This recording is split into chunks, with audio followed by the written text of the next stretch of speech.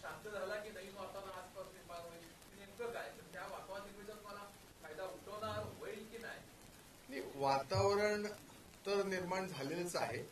आम्ही 2 नोव्हेंबर पासून 9 दिवसाची रत्नागिरी शहरामध्ये स्वच्छ भारत अभियानची दुर्दशा असेल, पिण्याच्या पाण्याच्या संदर्भातल्या अडचणी असतील, मोकाट जनावरांचे प्रश्न असतील, असे अनेक कितीतरी प्रश्न या ठिकाणी माझ्या सहकार्यांचे आणि माझ्या निदर्शनास आलेले आहेत. आणि त्यामुळं निवडणूक उमेदवारी अर्ज भरणे याच्यामध्ये सगळे कार्यकर्ते मग्न होते आणि त्यामुळे कोणत्याही प्रकारचा अलिमिया थंडावा आलेला नाही आहे. उलट आजपासून अधिक वातावरण गरम व्हायला सुरुवात होणार आहे.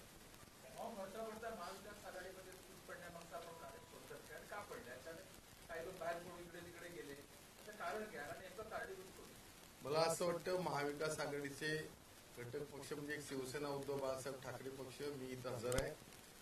इंडियन नॅशनल काँग्रेसचे महाराष्ट्र प्रांतिकचे सरचिटणीस रमेशराव कीर या ठिकाणी त्यांचे सहकारी इथं हजर आहेत आणि शरदचंद्र पवार राष्ट्रवादी काँग्रेस पक्षाचे मिलिंद कीर त्यांचे शहर प्रमुख या ठिकाणी हजर आहेत.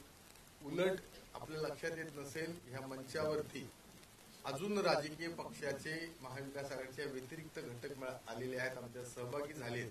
त्याच्यामध्ये महामानव घटनेचे शिल्पकार डॉक्टर बाबासाहेब आंबेडकरांच्या चळवळीतले जे अनुयायी आहेत, ज्याच्यामध्ये रिपब्लिकन पार्टी ऑफ इंडिया आहे, ज्याच्यामध्ये बहुजन वंचित आघाडी आहे, ज्याच्यामध्ये बहुजन समाज पार्टी आहे, ज्यांचा एक उमेदवार आज या ठिकाणी हत्या निशाणीवरती आम्ही पहिल्यांदा या ठिकाणी त्यांनी उमेदवार आमचा महाविकास आघाडीमध्ये भरलेला. त्याचबरोबर महाराष्ट्र नवनिर्माण सेनेचे म्हणजे सौंदळकर साहेब आहेत आणि त्यामुळे महाविकास आघाडी आणखीन अलिमियाची व्यापक झाली. त्यामुळे तुम्हाला कुठून दिसली ती महाविकास आघाडीची फूट मला काही कळली नाही.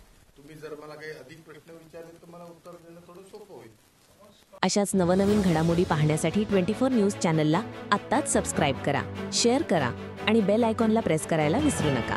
आणि हो, तुमची प्रतिक्रिया देखील कॉमेंट बॉक्समध्ये नोंदवा.